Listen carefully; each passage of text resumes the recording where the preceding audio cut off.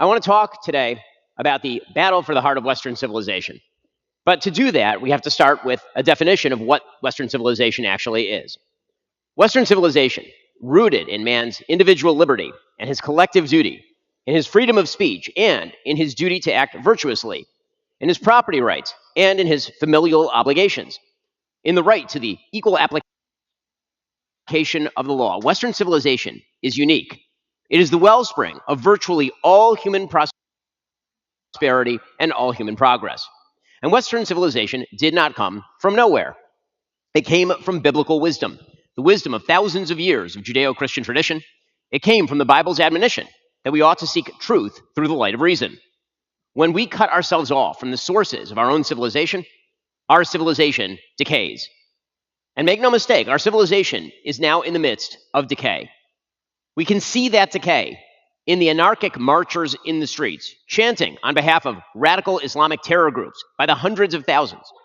We can see it in the push by intellectual elitists for a bizarre alternative morality that suggests the fundamental free-flowing nature of sexual identity, where boys can be girls and behavior ought to be separated utterly from the realm of morality. We can see it in the push for an ever-growing domination of a powerful governmental infrastructure, crowding out familial bonds, crowding out church in favor of a faceless state that offers money rather than virtue. We can see it in that crusade against churches that refuse to jettison their values in favor of moral relativism flying rainbow flags. What are these forces that have mobilized against our civilization? Well, the key force is the force of Western postmodern leftism.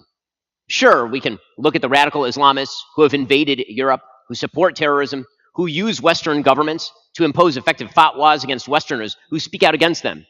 People who target Jews and Christians, who openly chant for the downfall of the civilization that they leech upon. But the question really isn't radical Islamists. They, after all, are doing just what they have always done, invading and conquering. The question is why the West allowed them in.